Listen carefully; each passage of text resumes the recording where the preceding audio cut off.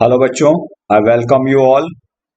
So today we are going to cover diseases, which is very important topic for NEET, and you are expected to get 6 to 8 questions of this topic. So we right away start our discussion.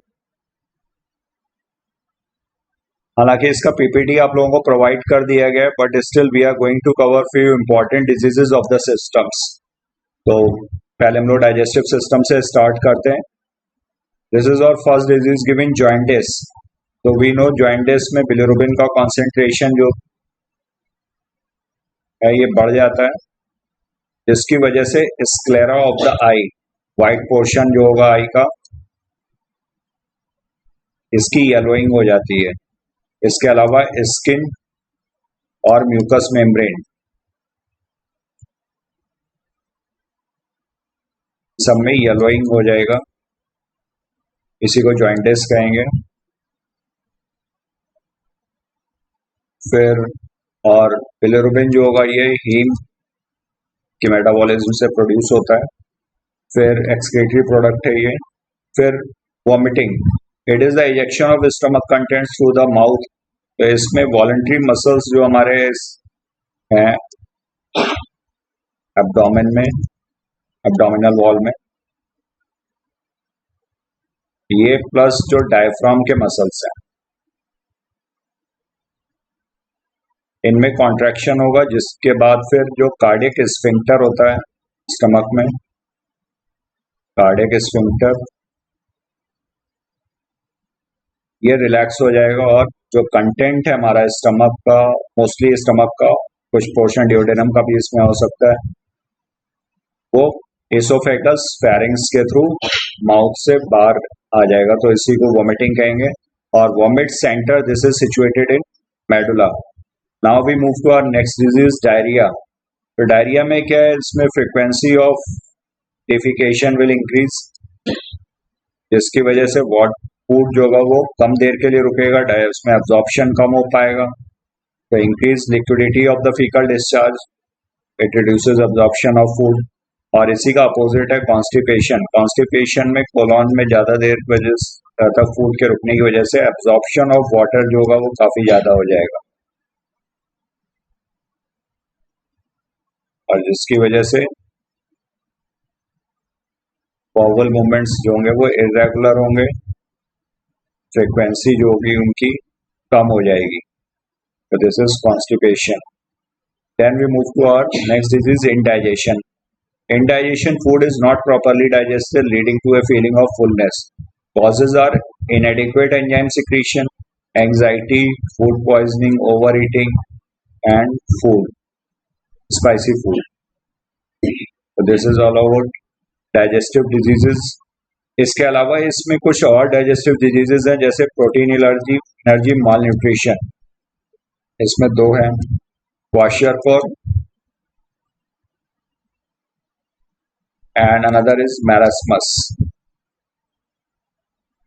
तो क्वाशियरकोर में सिर्फ protein की deficiency होगी, जबकि इसमें all forms of energy deficiency will be there. Protein भी deficient होगा, plus इसमें एनर्जी वगैरह भी डेफिशिएंट होगी. और दूसरा जो डिफरेंस है वो इसमें ये है कि ये 1 to 5 years तक है. More than 1 to 5 years old जो बच्चे होंगे उनमें होगा, और ये infants of less than 1 year, infants of less than 1 year. इसके अलावा विटामिन डेफिशिएंसीज और है. विटामिन ए डेफिशिएंसी, इसकी वजह से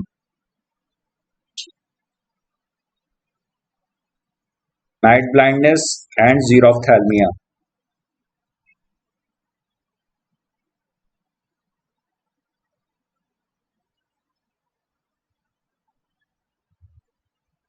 नाइट ब्लाइंडनेस एंड जीरोफ्थैल्मिया. फिर विटामिन डी की वजह से जो डेफिशिएंसी डिजीज है that is osteomalacia and rickets. Rickets बच्चों में, ऑस्टियोमैलेशिया बड़ों में.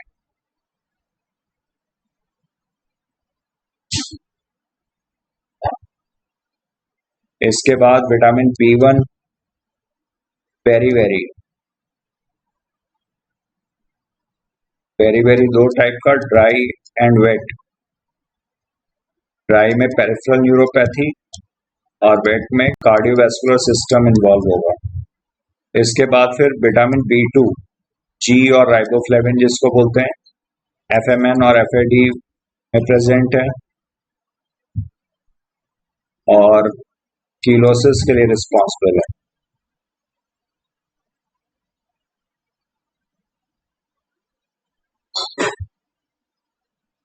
इसके अलावा vitamin B3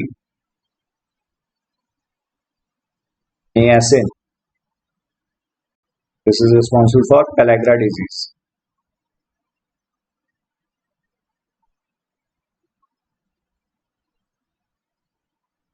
and folic acid,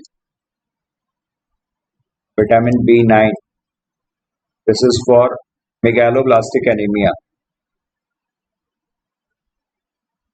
megaloblastic anaemia. Vitamin B12, this is for pernicious anaemia. और इसके अलावा मिनरल्स हैं कुछ, कैल्शियम एंड कैल्शियम, ये आपका रिकेट्स वगैरह के लिए, iodine for quieter, iron for haemoglobin and myoglobin synthesis. तो ये कुछ डेफिशिएंसी डिजीजेस थी जो जीआईटी से रिलेटेड है और इम्पॉर्टेंट है। फिर इसके बाद diseases from breathing and exchange of gases. Asthma, as we all know, asthma is allergic response to allergens. ये एलर्जी की वजह से होगा और इसमें जो मास्ट सेल्स होती हैं इनसे हिस्टामिन रिलीज होगा और this histamine plays a role in ब्रोंकोकॉन्स्ट्रिक्शन।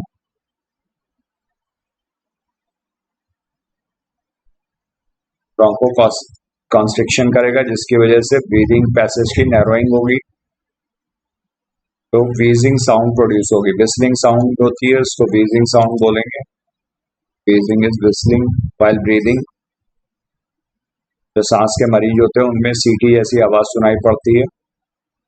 तो this is attributed to allergic reaction of mast cell in the lungs. और इसके अलावा इसके ट्रीटमेंट में जो चीजें जरूरी हैं वो है ब्रोंकोडायलेटर्स यूज किए जाते हैं और इसके अलावा ब्रोंकोडायलेटर्स के अलावा इसमें फिर स्टेरॉइड्स का रोल है और adrenaline, these can be used. Next disease is emphysema. Emphysema is a chronic disorder of lungs. It is a chronic disease जिसमें alveolar wall gets damaged, का डैमेज होगा और जिसकी वजह से alveoli का काम क्या होता है, ये सरफेस एरिया को बढ़ाते हैं, तो इसकी वजह से surface area will get reduced. Major cause इसका क्या है, सिगरेट स्मोकिंग। तो this you have to keep in mind. 2018-16 में ये क्वेश्चन पूछा गया था। फिर question number 0.8, occupational respiratory disorders. Occupational respiratory disorders are those disorders which are related to our occupation. जैसे कुछ लोग जो है वो ग्राइंडिंग और यहाँ पर डस्ट वगैरह ज़्यादा प्रोड्यूस होती है, वहाँ पर काम करते हैं और वहाँ पर उनके लिए कुछ सेफ्टी मेजर्स वगैरह अवेलेबल नहीं है, तो डस्ट पार्टिकल्स वो इनहेल करते हैं जिसकी वजह से उनको प्रॉब्लम हो सकती है। और ये जो डिजीजेस हैं सिलिकोसिस और एस्बेस्टोसिस, ये दो इसके एग्जांपल्स हैं, ये आप लोग याद रखिएगा। और इसमें फाइब्रोसिस लंग की होगी। फाइब्रोसिस में फाइब्रस टिश्यू जो होगा उसका प्रोलिफरेशन होगा।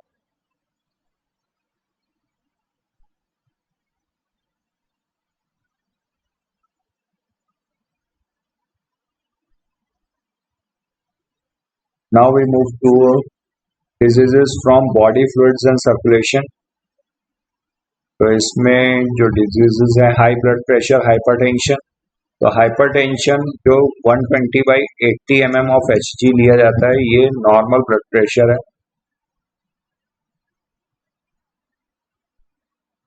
तो ये एवरेज है, ऐसा कंपल्शन नहीं कि 120 से थोड़ा सा भी ऊपर होगा तो उसको हाइपरटेंशन लेवल कर देंगे, 80 से थोड़ा सा ज़्यादा है तो उसको हाइपरटेंशन लेवल कर दिया जाएगा। अगर तो ये एवरेज ब्लड प्रेशर है नॉर्मल पेशेंट्स का।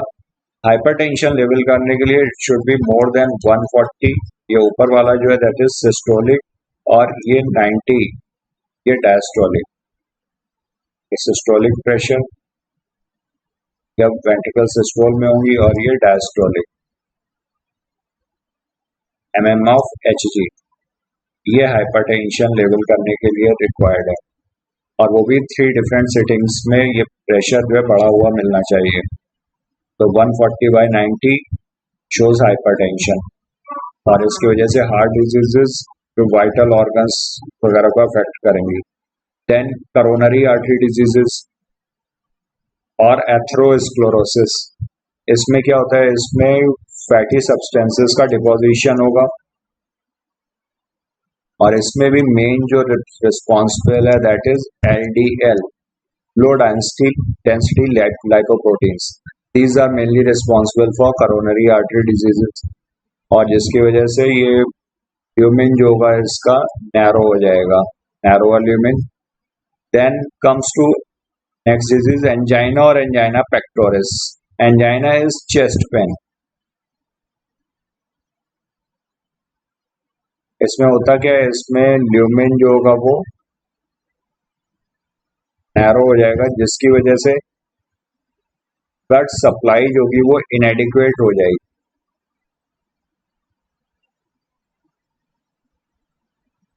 जिसकी वजह से चेस्ट पेन होगा। तो this is acute chest pain appears when no enough oxygen is reaching the heart muscles, common among the middle aged and elderly, occurs due to conditions that affect the blood flow।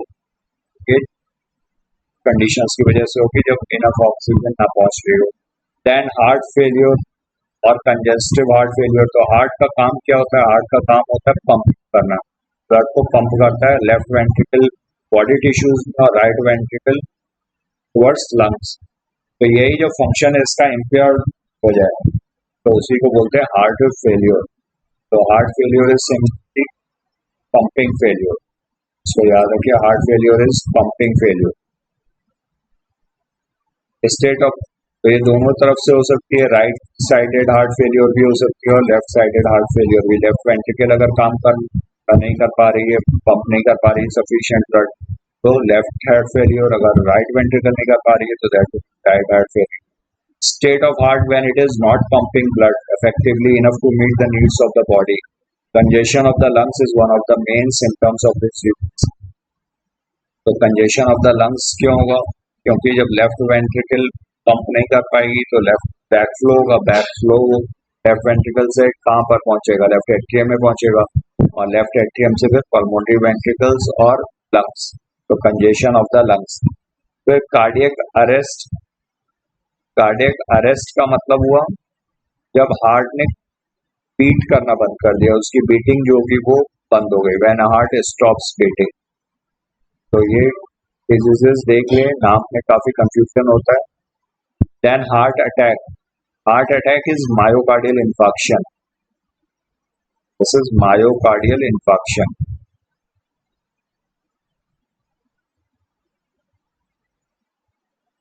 Myocardial infarction में क्या, muscle की death, जिस portion को coronary artery का branch supply कर रहा होगा उसमें अगर इनएडिक्वेट ब्लड सप्लाई हो जाएगी तो that will lead myocardial infarction.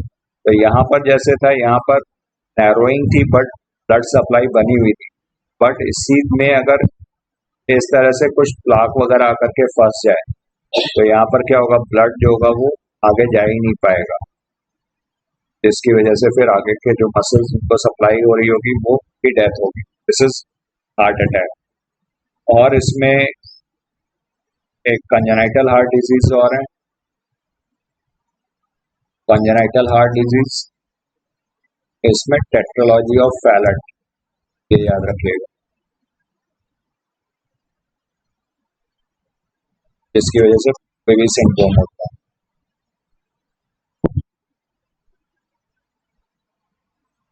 और ब्लू बेबी किसकी वजह से होता है? ब्लू बेबी नाइट्रेट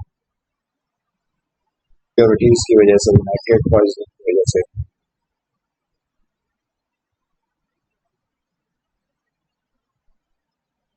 और इसमें एक और है rheumatic heart disease.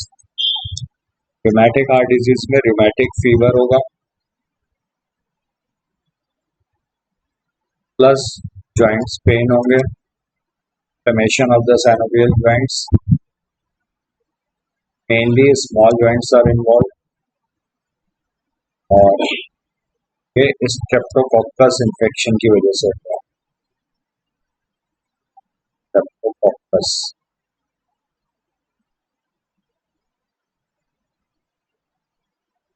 And now we see our next disease,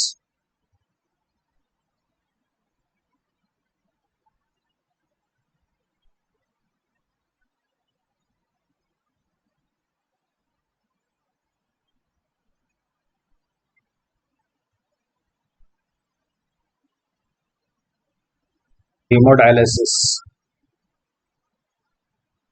तो हीमोडायलिसिस ये किया जाता है यूजुअली ARF वगैरह के पेशेंट्स में, या फिर chronic renal failure में।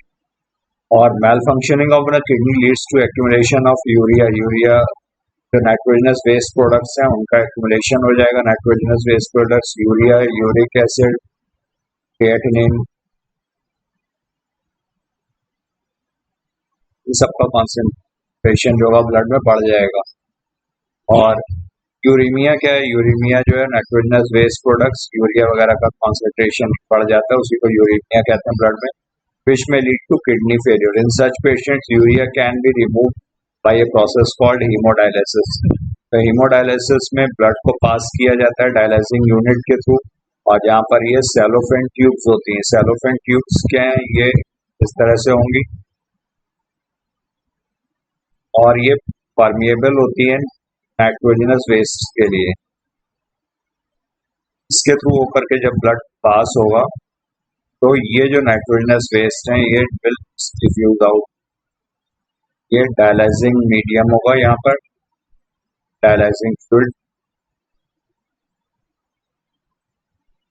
जिसका कि कॉन्सेंट्रेशन प्लाज्मा के बराबर ही होगा। अंदर यहाँ पे ब्लड फ्लो कर रहा होगा, बस इसमें जो डायलाइजिंग फ्लूइड है यहाँ पर, इसमें नाइट्रोजनस वेस्ट जो होंगे वो कम होंगे, वो नहीं होंगे। इसमें नाइट्रोजनस वेस्ट नहीं होंगे, जिसकी वजह से ये डिफ्यूज आउट होगा। तो ये इसमें ये परमिएबल होगी नाइट्रोजनस वेस्ट के लिए, बट इम्परमिएबल होती है, impermeable for blood and RBC वगैरह के लिए। ब्लड में जो आरबीसी हैं, आरबीसीज ऑफ ब्लड, और प्रोटीन्स, लार्ज प्रोटीन्स वगैरह जो हैं उनके लिए ये इम्परमिएबल होगी। तो इस वजह से यहाँ से वेस्ट प्रोडक्ट्स फिल्टर आउट हो जाएंगे और फिर उसको वापस से वेन्स के थ्रू बॉडी में पहुंचा दिया जाता है। तो दिस इज अबाउट हीमोडायलिसिस। फिर kidney transplantation is another method of getting rid of the disease kidney. इसमें हेल्दी डोनर, इसमें tissue matching, blood group matching वगैरह कर ली गई हो, उसके बाद फिर उसमें किडनी ट्रांसप्लांट किया जाता है। ये acute renal failure, kidney failure patients के लिए एक functioning kidney from A donor preferably close relative होना चाहिए, क्योंकि HLA मैचिंग वगैरह जो भी उसमें मैच करने के चांसेस ज़्यादा रहते हैं टू मिनिमाइज ग्राफ्ट रिजेक्शन। और इसके बाद भी फिर इसमें इम्यूनोसप्रेसेंट्स वगैरह लाइफ लॉन्ग चलते हैं।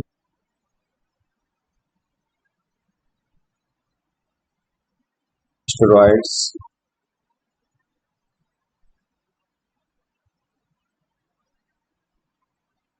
फिर रीनल कैल्कुलाई, स्टोन और insoluble mass of crystallized salts, another disease related with the excretory system। crystallized salts, इनके जो insoluble mass डिपॉजिट हो जाते हैं ब्लड में ऑक्सिलेट्स वगैरह का, तो उसी से किडनी स्टोन्स वगैरह का फॉर्मेशन होता है, जिसे रीनल कैल्कुलाई कहेंगे। Glomerulonephritis, this is inflammation of glomeruli of kidney. तो ग्लोमेरुलस होता है वोमेन्स कैप्सूल में जो हाफेंट आर्टीरियोल आएगा और फिर ये यहाँ पर कैपिलरी नेटवर्क बनाता है, दिस इज ग्लोमेरुलस। इसी का जो इन्फ्लेमेशन है ग्लोमेरुलस का, दिस इज ग्लोमेरुलोनेफ्राइटिस।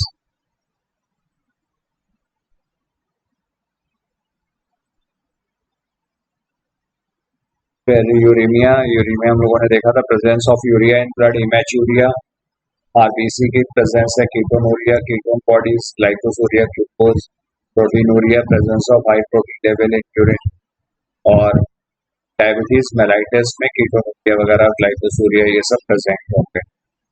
और डायबिटीज मेलाइटिस जो होगा वो इंसुलिन की डेफिशिएंसी की वजह से होता है।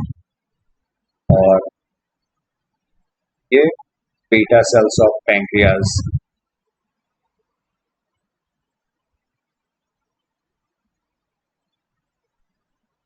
फिर next diseases from locomotion and movements.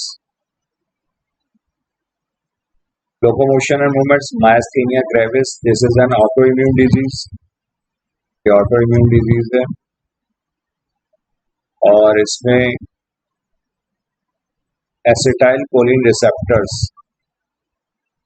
इनके अगेंस्ट एंटीबॉडीज वर्क करती है, जिसकी वजह से ये वीकनेस होगी, फटीग होगा, पैरालिसिस भी हो सकती है स्केलेटल मसल्स की, और न्यूरोमस्कुलर जंक्शंस अफेक्टेड होंगे। तो रिसेप्टर याद रखिएगा, एसिटाइल कोलिन रिसेप्टर्स। फिर इसके बाद muscular dystrophy, progressive degeneration of skeletal muscles, it is a genetic disorder, और इसमें डिस्ट्रोफिन जीन बनाती है वो अफेक्टेड होती है। फिर tetany is sustained contraction, sustained muscle contraction, painful होगा ये, sustained painful muscle contraction due to deficiency of calcium, calcium की डेफिशिएंसी की वजह से होता है। पैराथायरॉयड हार्मोन के इम्बैलेंस की वजह से भी होगा। और फिर arthritis, arthritis is characterised by inflammation of joints, itis word जहाँ पर भी होगा that is for inflammation. Arthritis basically osteoarthritis और रिमेटॉइड आर्थराइटिस, इसके अलावा फिर सेप्टिक आर्थराइटिस, गाउटी आर्थराइटिस, ये सब टाइप्स हैं आर्थराइटिस के। Osteoarthritis it is a age related disorder, जिसमें आर्टिकुलर सरफेस जो होगा वो डैमेज होगा due to increasing age. Rheumatoid arthritis में ये अगेन ऑटोइम्यून डिजीज है, और इसमें आरए फैक्टर जो होगा वो बॉलवोटर टेस्ट के लिए यूज किया जाता है। It is a type of IgM. Septic arthritis ये इन्फेक्टिव आर्थराइटिस है, बैक्टीरियल और वायरल कॉजेज हैं इसके।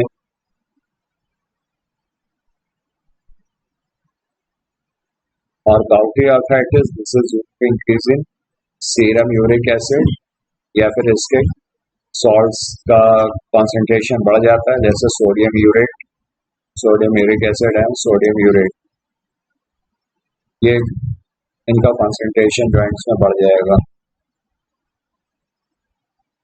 फिर osteoporosis, this is an age related disorder characterised by decrease bone mass, इसमें डिक्रीज बोन मास, मैट्रिक्स से मिनरल्स और फाइबर्स वगैरह की कमी हो, मैट्रिक्स में मिनरल्स यानी कैल्शियम एंड फाइबर्स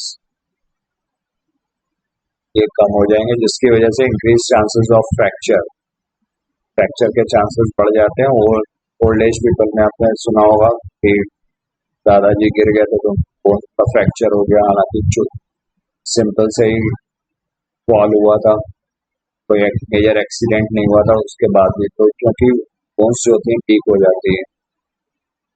फिर इसके बाद फीमेल्स में this is due to decrease level of oestrogen in post menopausal female, menopause के बाद एस्ट्रोजन वगैरह का लेवल कम हो जाएगा, जिसकी वजह से ऑस्टियोपोरोसिस के चांसेस इनमें बढ़ जाते हैं। Without inflammation of joints due to accumulation, ये हम देख चुके हैं ऊपर। Now we see our next disease, dwarfism. Dwarfism hyposecretion growth hormone की वजह से ड्यूरिंग चाइल्डहुड। जाइगेंटिज्म, ये हाइपर सिक्रीशन की वजह से, ग्रोथ हार्मोन का जब ज्यादा सिक्रीशन होगा तो जाइगेंटिज्म। और एक्रोमेगैली, इसमें एक्रोमेगैली और इसमें आपको एक चीज ये याद रखनी है, ये बिफोर एडोलेसेंस है, बोन्स का जब फेज फ्यूज नहीं हुई होंगी। और acromegaly hyper activity of growth hormone from anterior pituitary gland tube, और ये आफ्टर एडोलेसेंस अगर ग्रोथ हार्मोन एक्सेस हो जाएगा तो उसकी वजह से एक्रोमेगैली, जिसमें फेस की बोन्स, हैंड्स की बोन, ये सब की बोन्स का साइज बड़ा हो जाएगा, टेढ़ी मेढ़ी हो जाएंगी। Diabetes insipidus, hyposecretion of vasopressin. Diabetes insipidus किसकी वजह से?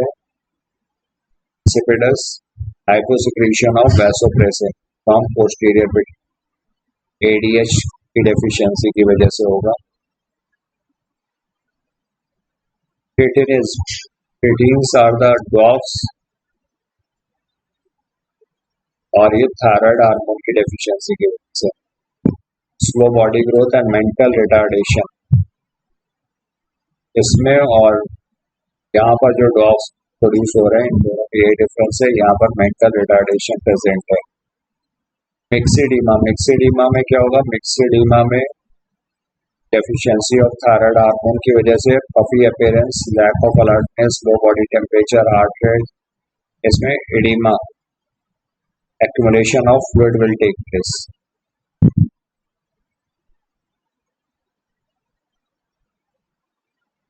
Now, goiter, ये आयोडीन की डेफिशिएंसी की वजह से, क्योंकि आयोडीन जो हमारा T3 और T4 ट्राई आयोडोथायरोनिन और टेट्रा आयोडोथायरोनिन दोनों में सिंथेसिस के लिए जरूरी है। T4 is also known as thyroxine. Enlargement of thyroid gland, Hashimoto's disease is an autoimmune disease, thyroid gland is destroyed, और ये भी deficiency of thyroid hormone, deficiency of thyroid hormone. फिर Graves disease, this is due to hyper secretion, hyperthyroidism की वजह से होगा। और यहाँ पर एक्सोफ्थैल्मिया, एक्सोफ्थैल्मिक गोइटर, आइज का प्रोट्रूशन हो जाएगा बाहर की तरफ, बल्जिंग आइज होंगी, एक्सोफ्थैल्मिक। फिर पैराथायरॉयड,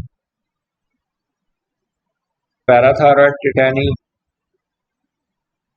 ड्यू टू हाइपोपैराथायरॉयडिज्म, क्योंकि जो पैराथायरॉयड हार्मोन है ये कैल्शियम लेवल को बढ़ाता है ब्लड में, और पैराथायरॉयड की जब डेफिशिएंसी हो जाएगी कैल्शियम लेवल कम हो जाएगा। कैल्शियम लेवल कम होने की वजह से टिटैनी, टिटैनी लोगों ने देखा था ड्यू कैल्शियम कॉन्सेंट्रेशन, तो जिसकी lowering of blood calcium, sustain contraction of muscle, larynx, face, hands and feet.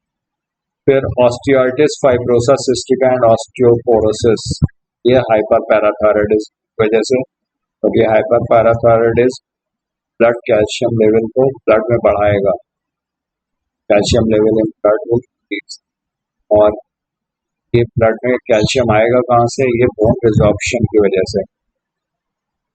तो उसी डिजीज को बोलते हैं ऑस्टियोआर्ट्रिटिस फाइब्रोसा सिस्टिका या ऑस्टियोपोरोसिस। फिर कुशिंग सिंड्रोम, कुशिंग सिंड्रोम ये एड्रीनल कॉर्टेक्स या हाइपर सिक्रीशन की वजह से, और हाइपरग्लाइसीमिया होगा, हाई सोडियम होगा, कॉर्टिसोल्स वगैरह का लेवल इसमें बढ़ जाता है, एंडालोकॉर्टिकॉइड्स एज वेल एज कॉर्टिकॉइड्स। फिर Edison's disease, Edison's disease also an autoimmune disease, ये भी ऑटोइम्यून डिजीज है, और इसमें एंडालोकॉर्टिकॉइड्स secreted by adrenal cortex, hypoglycemia and weight loss is present, और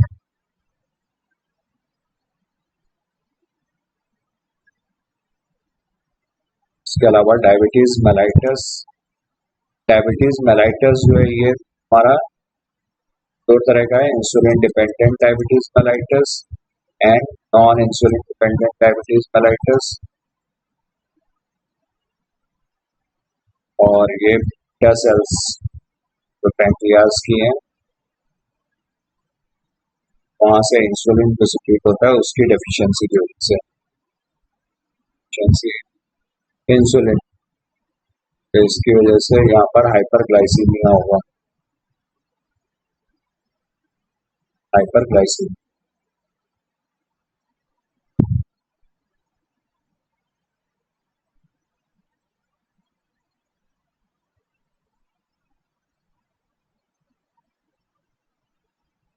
इसके अलावा कुछ हम लोग इन्फेक्शियस डिजीज भी देख लेते हैं, जैसे प्लाज्मोडियम। प्लाज्मोडियम की वजह से क्या मलेरिया, और प्लाज्मोडियम की जो डिजीज जो कॉज करती है प्लाज्मोडियम फैल्सीपेरा, इसकी वजह से जो मलेरिया होता है type of malaria that is malignant tertian malaria. Malignant इसलिए क्योंकि ये खतरनाक है, फैटल है। टर्शियन इसलिए क्योंकि एवरी थर्ड डे फीवर आता है इसमें। Relapse of fever will be every third day.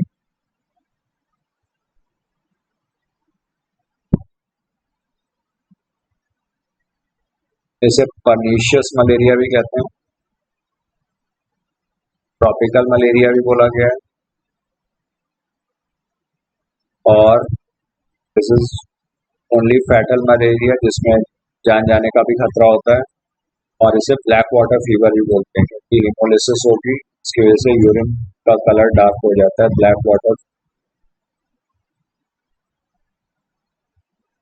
और मलेरिया के टेस्ट के लिए डायग्नोस्टिक टेस्ट है peripheral blood smear.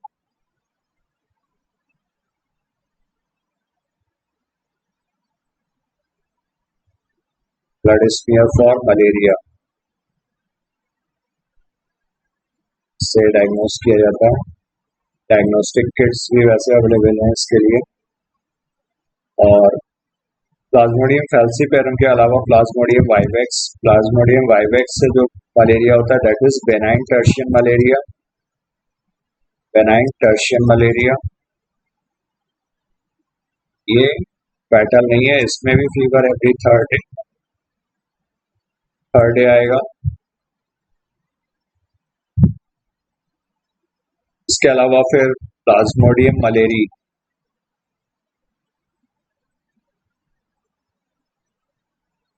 Plasmodium malariae में एवरी फोर्थ डे फीवर है।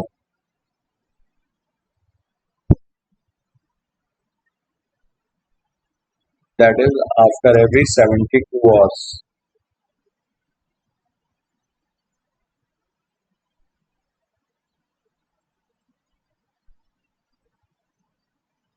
और फिर इसके बाद आ गया प्लाज्मोडियम ओवेल। प्लाज्मोडियम ओवेल में एवरी थर्ड डे, और ये माइल्ड टाइप का टर्शियन फीवर है।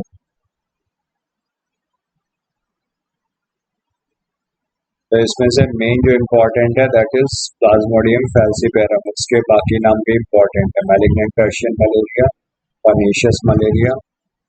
और प्लाज्मोडियम में इसके अलावा जो इसकी ब्लड में स्टेजेस हैं, these are signet ring stage, amoeboid stage, ये आरबीसी के अंदर प्रेजेंट है। Amoeboid stage, schizont stage, merozoites, these stages are present in RBC। और एसेक्सुअल रिप्रोडक्शन होगा उसमें लिवर में और आरबीसी में। इसके अलावा फिर सेक्सुअल रिप्रोडक्शन होता है स्टमक ऑफ मॉस्किटो में, और मोटाइल जाइगोट वहाँ पर होगा स्टमक ऑफ मॉस्किटो में, जिसको कोकाइनीट कहते हैं। इसके बाद फिर जो मॉस्किटो में स्टेज है दैट इज सिस्ट, और सिस्ट के बाद फिर स्पोरोजोइड्स, और स्पोरोजोइड्स सलाइवरी ग्लैंड में कलेक्ट होंगे और स्पोरोजॉइट्स ही जो है ये इन्फेक्टिव स्टेज होती है ह्यूमंस के लिए। और जब मॉस्किटो ब्लड सक करता है तो वो गैमेटोसाइट्स स्टेज को लेकर के जाएगा। ह्यूमन से जो स्टेज मॉस्किटो में तब पास ऑन होता है दैट इज गैमेटोसाइट्स, और हंस के लिए जो इन्फेक्टिव स्टेज है दैट इज स्पोरोजॉइट्स। और मॉस्किटो में sexual reproduction as well as asexual दोनों होंगे।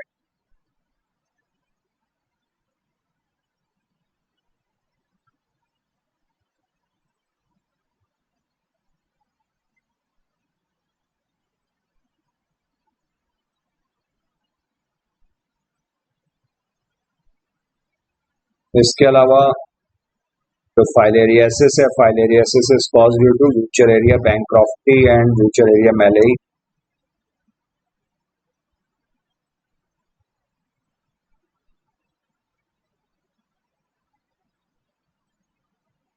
और इसमें लिम्फेटिक वेसल्स में ऑब्स्ट्रक्शन हो जाता है जिसकी वजह से इन्वॉल्व ऑर्गन की इन्फ्लेमेशन हो जाएगी। इसमें involve organ mainly limbs involve होते हैं, but any part of the body can be involve, जैसे अपर लिम्स भी इन्वॉल्व हो सकते हैं, जेनाइटल्स भी इन्वॉल्व हो सकते हैं। तो साइज का बड़ा हो जाएगा due to obstruction in lymphatic flow.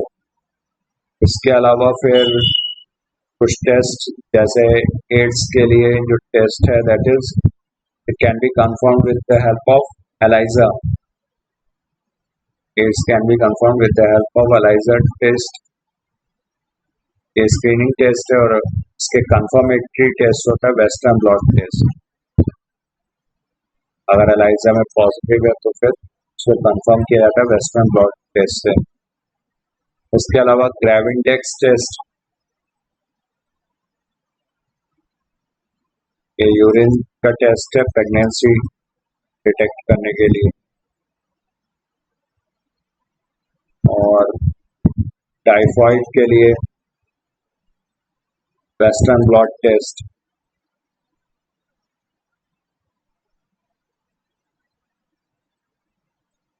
और फिर corona virus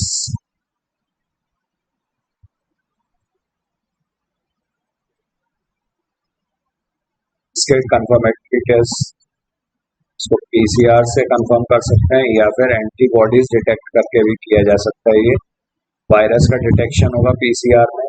RT-PCR in fact is used. RT is for reverse transcriptase polymerase chain reaction, क्योंकि कोरोना वायरस का जो जीनोम है that is single stranded RNA, सिर्फ एक होगा ये। जैसे एचआईवी में दो होते हैं सिंगल स्ट्रैंडेड आरएनए, यहाँ पर सिर्फ सिंगल होगा ये सिंगल स्ट्रैंडेड आरएनए। इसको कन्वर्ट किया जाता है पहले डीएनए में, देन फिर उसको एम्पलीफाई किया जाता है using PCR. This is done in RT PCR. और कोरोना वायरस का पूरा नाम जो है ये SARS corona virus 2, severe acute respiratory syndrome corona virus 2, which is responsible for COVID-19.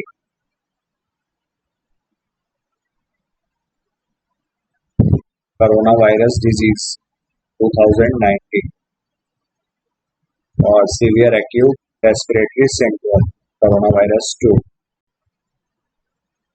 तो ये कुछ इंपॉर्टेंट डिजीजेस थी जो हम लोगों को कवर करनी है, कर ली हम लोगों ने ये। और बाकी आपको पीपीटी में प्रोवाइड कर दिया गया, तो please go through PPT. Thank you all of you. All the best for your NEET exams.